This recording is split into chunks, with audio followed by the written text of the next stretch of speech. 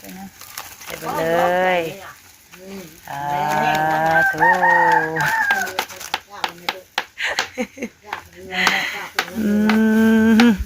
แม่นางจุกมาทำมันว่าฮอดบ้านเลยมื้อนี้ปะลุงไงเนาะทำขนมเดี๋ยวจะไปหาจุกเทื่อยังไม่ได้ขึ้นนี่อันนี้พร้อมด้วยเถอะตีผ้าครับเฮียบ่น่ะเอาแม่นางจุกเฮียบ่ลูกสบายดีปะลุงก่อนจ้าสบายดีว่าได้จ้ะว่าได้จ้ะจ้าลูกจ้าบอกน้องในสบายดีเจ้ะสบายดีดิกะจะเห็นน้องเบิ้งจะเห็นน้องเบิ้งสบายดีแบบนี้จ้าว่าเอาพอดีแม่น้องจุกเพิ่นลงมาดินนำปลาลุงไอ้เนาะก็เลยหาแนวให้เพิ่นเฮ็ดก่อนเพิ่นนั่นน่ะเฮ็ดขนมพี่น้องไอ้เนาะขนมให้เพิ่นปรุงแป้งเฮ็ดขนมซื้อกินเฮ็ดมื้อนั้นเฮ็ดคือยังบ่ได้กินน้ำหน้ามื้อน่ะเบิดก่อนบ่นั่งอยู่เพิ่นป้าเซอร์นั่นป้าเซอร์ว่าอยู่ว่าเอามาแต่อันนั่นว่ายังบ่ได้กินจักเบิดตอนใดโอ้ยให้แม่ต้องจุกเทลงลูกล่ะโอเคเอาจะสิแก้ได้บ่ได้บ่เอาสบายดีเด้อป้าลุงเด้อเนาะเดี๋ยวสบายดีเบิดสุขุนอันนางน้องจุกโอ้โหจุกใส่สุดสวยเลยวันนี้เดือนป้าเราเชื่อเพิ่นลงมาพี่ทีมเฝ้าห้านเพิ่นอยู่ลงมาเพิ่นจักโมงเพิ่นยังบ่ไปครับหากระบายโมงใส่นี่เนาะ2 โมงยังพี่น้องเอ้ยเราคิดว่ามันสิค่ำได้เบิ่งครึ้มฟ้าครึ้มฝนน้ำกะทิก่อนน้ำกะทิอันมีตุ้ยใส่อันว่าหมูหน่อยไปกินนี่เด้อย่าบ่ายเด้อลูกเด้ออย่าบ่ายเด้อลูกอย่าบ่ายเด้อลูกถาปั้นนวดเด้อลูกเด้อดีเด้มันจังบ่ติดติดอะจังสิบ่เลยอยู่เบิ่งนี่มีเนยอย่าพาเด้อลูกเด้อยังบ่พอซะมันแกเอ้าหอมที่สิเหลือเดี๋ยวโดนก่อนนั่นใส่น้ำเนาะคือบ่ชุบแนวเดี๋ยวติดแป้งให้แล้วมันได้แล้วหรอกบ่ใส่น้ำตัวนั้นก่อนแล้วก็ใส่กะทิกำลังมันเหลวถ้าใส่น้ำกะทิดีกว่าพ่อไปยังบ่เอาไปสอบเลยจุ๊กไหนเนี่ยซื้อแป้งอีกยุงนึงก่อนโลกเป็นลูกหลบก่อนถ่ายก่อนนั่นแหละโอ้ไม่ใช่ล่อแล้วตอนนี้ทอดเลยตัวนี้ทำใส่น้ำหั่นก็จังหวะพ่อยังพอดีจังนวดก่อนมันนวดไปนวดมาให้แล้วก็เอาเลยไงไอ้เป็นอันถ้าเป็นแม่น้องอีเตอร์เป็นเฮ็ดเลื่อยเฮ็ดไปให้กับป้าเลยปล่อยแป้ง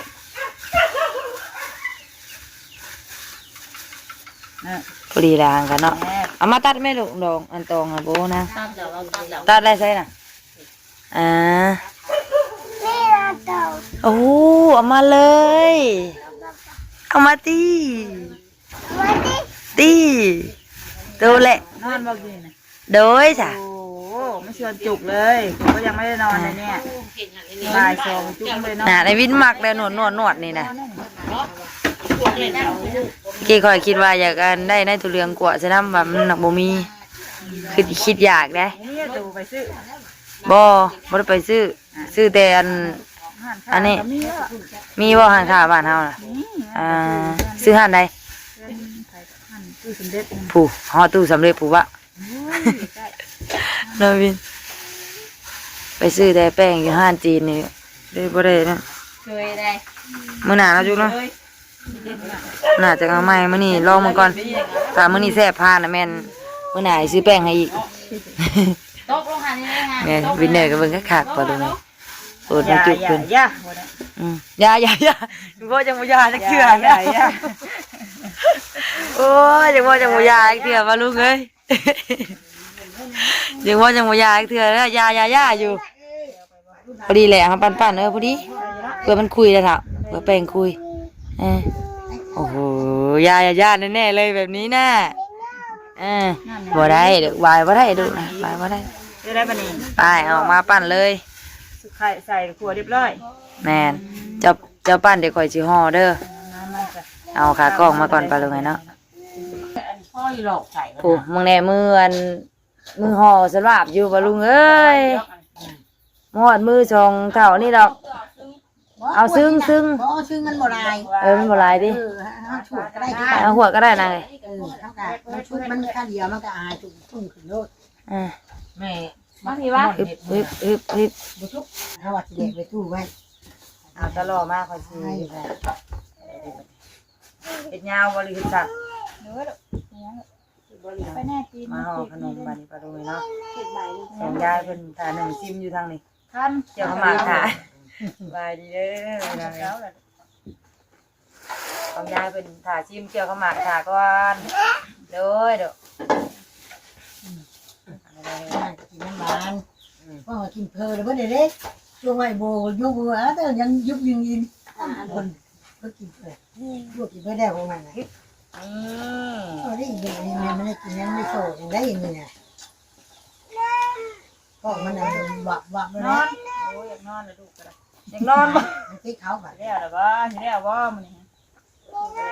นอนใส่ลูกนอนใส่ลูกนอนใส่ นอนเดือนดินนะลูกเนาะ ถ้าแล้วว่า ป้าเป็นเพชรป้ามาแล้วบ่ช่อง เอามานี่ตู้เด้อ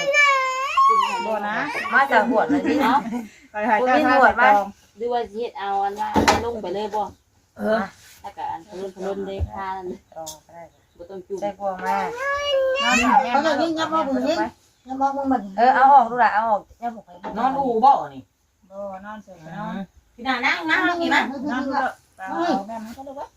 คือมันคือ แม่นอนล่ะว่าอยากน น อ อน น ว่ะ เล่นเด้ เอามาพี่ มันไม่คืออะไรแล้ว เอาถ้วยน้ำมัน เอาไม่ลูกแม่มาลูก ใช้บ่วงมึงเอาบ่วงมา เอามา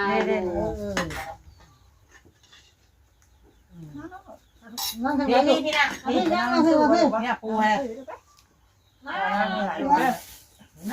ใส่ขนมก้อนนะจุ๊บเนาะ ที่ใช้ข้าวนะทำงานบินเงี้ยเขากัดงอกคุณตัวทุก ได้เลยที่นั่นปะกูจะโดเลยบ่ ขนมได้ลูกเราไปพูดที่เราว่าจะ เอาอย่าดึง ไม่เราไปพูดห้าม น้ำนะ นี่ล่ะเลยเขานี่เจอพี่สาว ข้าวของ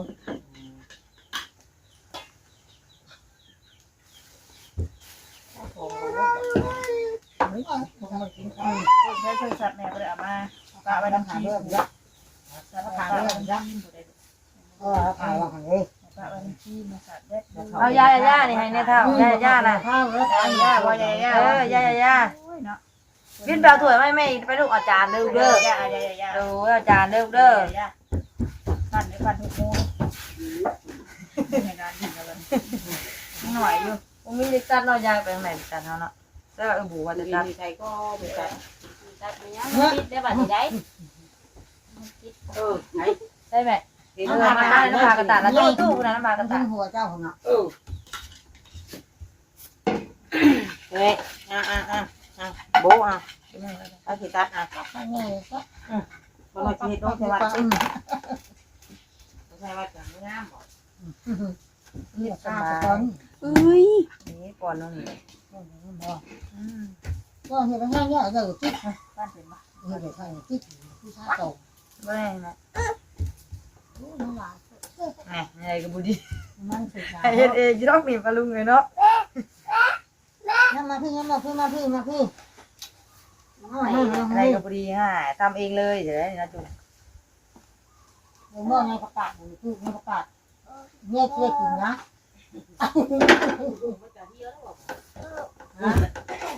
กูดีจุกไป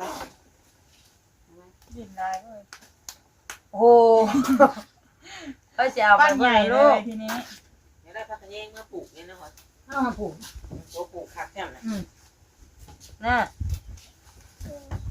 เขาสิเอาหลายให้เลย มาแล้ว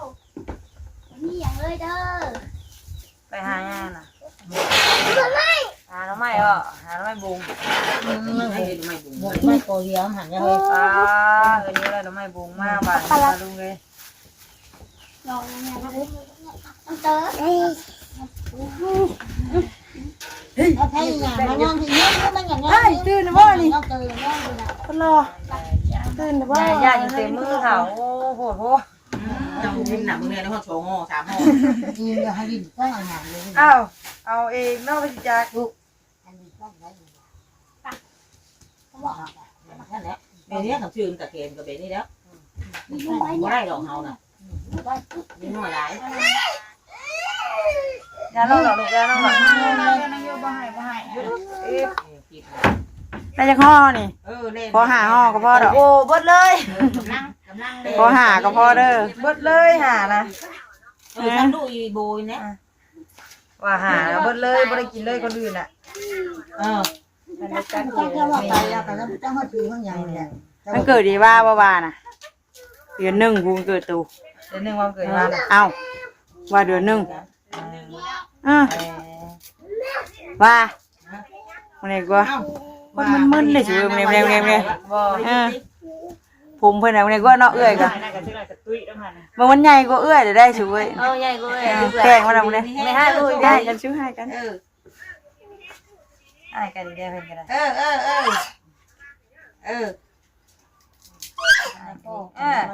ให้กันบ่เอ้ยน่ะเอ้ย บอยบอกน้องด้วยว่าย่านี่มือเด้อบอกน้องแล้วดีมือได้ว่าซะพูดเพิ่นสิดีมือพาน้องปีน ศูนย์เลี้ยงเด็กปะลุงเอ้ยเนาะ ย่าหยุด โบมาไม่คนนี่ เอาเนี่ยมาจูให้ ป้าหั่นแหละเดี๋ยวสิจัดการเอาเขาลง ยัง พูดทีละคนทีละคน อันนี้เขาไปเขาปลูกเดี๋ยว โผล่แล้ว เวลามันยังพวกแกว่าอะไรเยอะอีกแล้ว เองคือ ให้ก็อีกนี่ คนสิมาเด้อบ่าเอาเอ้ย คนติดตุ๊กได้โบย ขึ้นเฮ้ยขึ้นเลย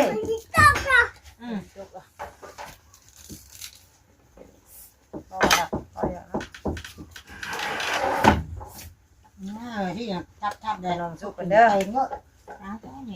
สุกไปจังมา เฮ้ยสั้นนั่นนี่385แพงบ่อันนึงน่ะ บ่ให้เนาะ บ่เดี๋ยวเฮาซื้ออยู่พี่ใครบ่จักใครบ่ค่าส่งเนาะบ่ก็ถ่ายรีวิวให้เบิ่งอยู่ในเพจมันหักแต่ว่าซื้ออยู่บ้านซื้ออยู่แถวเฮาเดี๋ยวเบิ่งอยู่แถวเฮา พ่อนี่เราบ่เห็น มันมีอันเสียบอันนั้นในตะเว้นแต่ยังนะก่อนสิว่า มันเลยนั่นว่ามันนี่ พอได้ห่อย ยังได้บาทมันไปทางไหนเด้ก็เสา เนี่ยโหนี่เลยค่ะ หนึ่งเอ้ายังนอนเลย ของวินมีใช้ของวินเนี่ยกินได้มันพอ จากวิเนอร์ไปใช้ลูก ยามันแบบกินมือนะ มันเห็นยาอยู่ กินคนว่านวดได้นะ ลินนวดแม่พาน้องไปนอนบอนตุ้ยเด้อก องเก่งอยู่ดิ คือว่าได้จักห่อเนาะเฮ้ยน้อยนึงคนละ ได้ ห่อ พูดละห่อได้พูดละห่อสองห่อ ว่าดอกข่อยไม้หาบ่ได้บ่ บ่ได้ คือเบิดเลย ไม้ก้อนก็บ่ได้บ่ ไปแม่ต้องจุกถึงเลขแมลงก่อนมื้ออื่นสิห่อมา ไม้ เอา ก้อ คน นละ ก็ 5ห่อเลย เด็กเจ้าเกี่ยวขายไปชื่ออยู่เพื่อน เอาฟรีได้หวดนึงเอาเลยนะขนมมุกอันหนึ่งวันอึ๊บก็เด้อ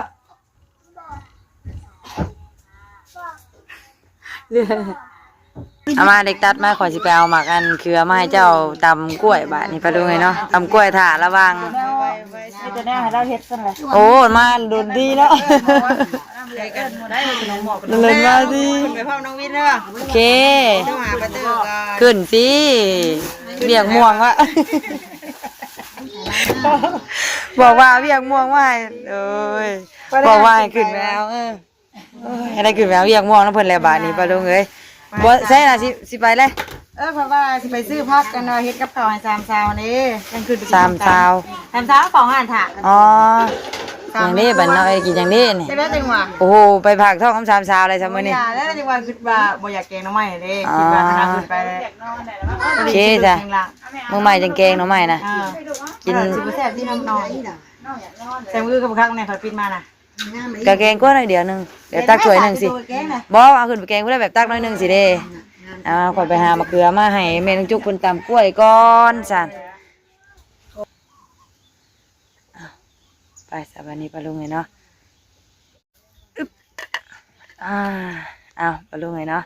ตอนนี้ก็หลังจากห่อขนมแล้วเนาะลงมาปิดมะเขือได้3 หน่วย3 หน่วยขะเลาะว่าปิดอะไรยังวะอย่านั่งเหรอไม่มี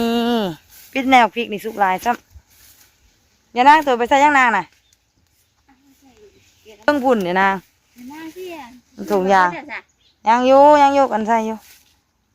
แหนบแนวพริกนี่ปิดเอานี่ยังอยู่ได้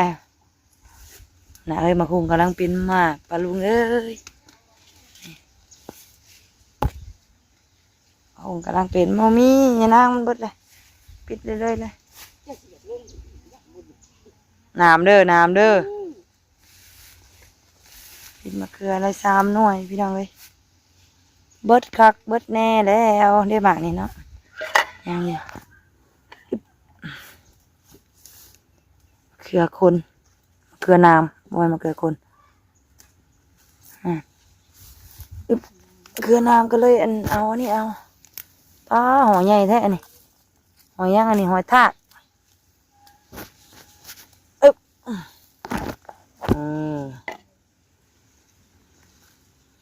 เด้มานี่โอ้เกือบกินนี่บ่ได้เบิ่งข้างนี้เนาะบ่ได้เบิ่งครับได้อีกหน่อยนึง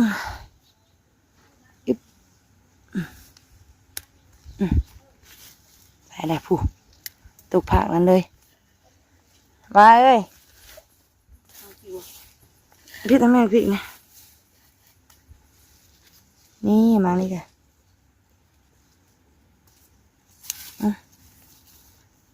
ผลมาแล้วบ่โบนี่คือเสียงนี่จ้ะ